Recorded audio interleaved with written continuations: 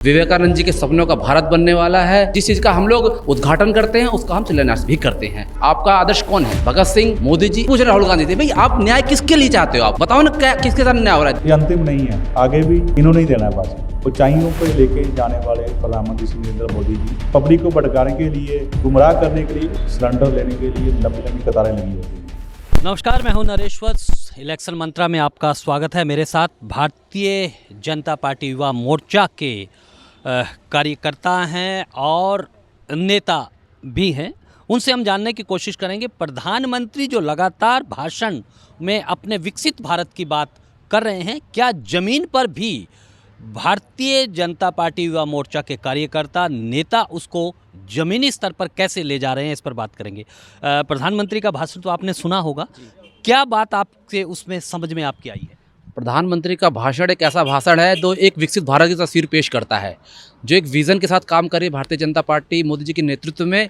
निश्चित रूप से भारत एक विकसित देश बनने वाला है, विवेकानंद जी के सपनों का भारत बनने वाला है, भारत विश्व गुरु बनने वाला है और उसकी तरफ ये पहले कदम उठा चुकी है। पहले 2 कार्यकाल के अंदर आपने देखा होगा कि किस प्रकार से step by step Modi ji ने काम किया है।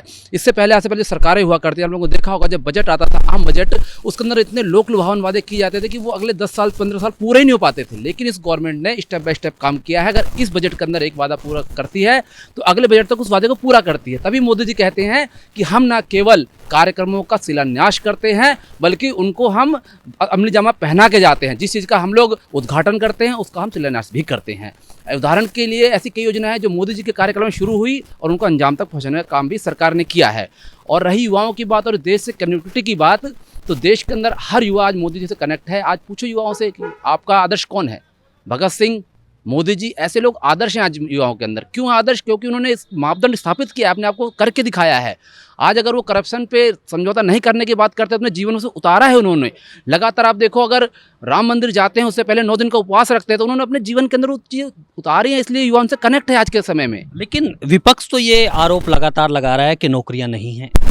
देखो, न्याय यात्रा राहुल गांधी कर रहे हैं, तो ये एक विरोधाभास का लग रहा है। एक प्रधानमंत्री राहुल गांधी जी किस चीज़ के लिए न्याय मांगना चाहते हैं? हम भी यही पूछ रहे हैं राहुल गांधी से, भाई आप न्याय किसके लिए चाहते हो? आप बताओ ना, क्या किसके साथ न्याय हो रहा है? देश के अंदर हर वर्ग के साथ न्याय करने का काम मोदी जी ने किया और मोदी ने साफ कह दिया है कि हमारे लिए कोई जाति नहीं है, हमारे लिए 4 लोग हैं हमारे लिए महत्वपूर्ण। हमारे देश का युवा हमारे लिए महत्वपूर्ण, हमारे देश की महिला हमारे लिए महत्वपूर्ण, हमारे देश का गरीब हमारे लिए महत्वपूर्ण, हमारे देश का किसान हमारे लिए महत्वपूर्ण है। राहुल गांधी जी का काम यही है। चुनाव आ गए हैं, अब यहाँ से शुरू करेंगे यात्रा, वहाँ से शुरू करेंगे यात्रा, आज इनकी ही लोग कर्नाटक से यात्रा शुरू कर रहे हैं, तो ऐसी यात्राएं चलती रहेंगी। लेकिन दिक्कत कब आती है कि ये लोग जनता को भरमाने का काम। यात्रा पे आपने बात की, आज जंतर मंतर पर भी कर्नाटका के मुख्यमंत्री सिद्धारमैया पहुंचे और एक अलग तरह का दक्षिण भारत, एक अलग तरह के बांटने की बात हो रही है। तो शुरू से देखो ना, अलगाववादी नीतियां क्या हुआ देश के अंदर, ये जो विभाजनकारी नीतियां हैं, शुरू से कहीं ना कहीं लोगों ने यही किया है कि देश के अंदर कैसे भी बांटो, जाति में बांटो, क्षेत्रवाद में बांटो। क्षेत्रवाद कभी भी देश के अंदर सही नहीं है। हमेशा देश के अंदर नई समस्याओं का जन्म क्षेत्रवाद देता है। चाहे आप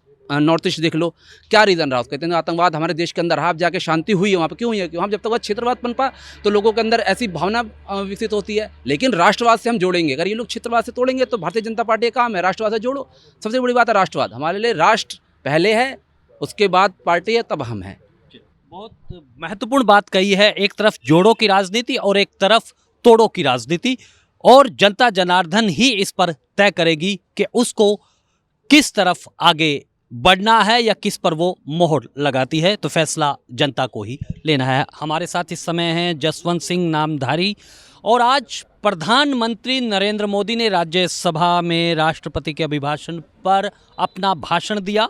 ये उनका संभवतः अंतिम भाषण है, क्योंकि फिर देश आम चुनाव में जा रहा है। लेकिन जिन मुद्दों को उठाया उसी पर बात करेंगे। प्रधानमंत्री नरेंद्र मोदी का भाषण सीधे तौर पर ये रहा कि जो पुराने सरकारें रही हैं उसमें जिस तरह से PSUs और दूसरे जो सरकारी संस्थे वो किस तरह से घाटे में थे, लेकिन अब उसका एक नया विनिर्माण किया गया है और मुनाफे की तरफ देश बढ़ रहा है। देखो, देश तरक्की के पद पर बहुत आगे बढ़ चुका है। आपने भी बोला प्रधानमंत्री जी का अंतिम भाषण, ये अंतिम नहीं है, आगे भी इन्होंने ही देना है भाषण। क्योंकि इस कारण कि कोई देश को ऊंचाइयों पे लेके जाने वाले प्रधानमंत्री श्री नरेंद्र मोदी जी, और जैसे पहले कांग्रेस प्रचार करती है, ये बेच दिया, वो बेच दिया, है जी। और अब क्या है कि विपक्ष के पास ना कोई मुद्दा नहीं है। वो पब्लिक को भटकाने के लिए, गुमराह करने के लिए, गुमराह उन्होंने बहुत किया है, पर देश की पब्लिक गुमराह होने वाली नहीं है। 2019 में भारी बहुमत से बीजेपी को लेके आए थे और प्रधानमंत्री श्री नरेंद्र मोदी पे विश्वास जताया था पब्लिक ने। अब उससे भी 10 गुना ज़्यादा मजबूत होकर हम लोग आएंगे और देश जो है इस वक्त एक विश्व स्तर पे जो है हमारी एक छाप बन गई है भारतीयों की, और इसका श्रेय सारा प्रधानमंत्री श्री नरेंद्र मोदी को जाता है। एक सवाल मैं ये जानना चाहता हूँ, हर मंच पे विकसित संकल्प यात्राएं भी निकाली जा रही है, आपको क्या बदलाव देखता है कि जो सबसे ज़्यादा 10 सालों में देखने में आया? देखो, आपने उज्ज्वला योजना बोलेंगे, 2014 से पहले सिलेंडर लेने के लिए लंबी लंबी कतारें लगी होती थी। अब ग्रामीण क्षेत्रों में चले जाओ, आदिवासी क्षेत्रों में चले जाओ, झुग्गी झोंपड़ी में भी सिलेंडर पहुंचा है, और ये मैं कहना बहुत कामयाब योजना है। उसके बाद जो गांव देहात में, ज़्यादातर आदिवासी क्षेत्रों में एक सोलर पैनल लगा के बल्ब और आपको बिजली मिल रही है।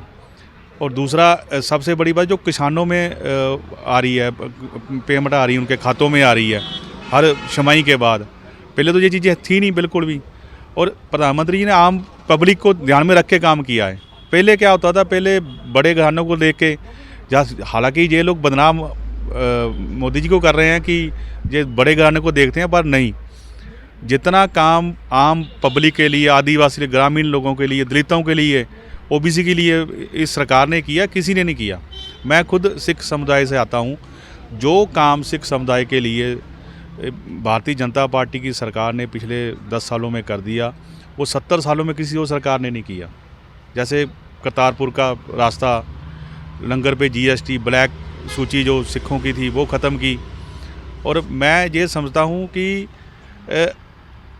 अब विपक्ष के पास कोई मुद्दा नहीं है और भड़का रहे हैं पब्लिक को, और कुछ नहीं।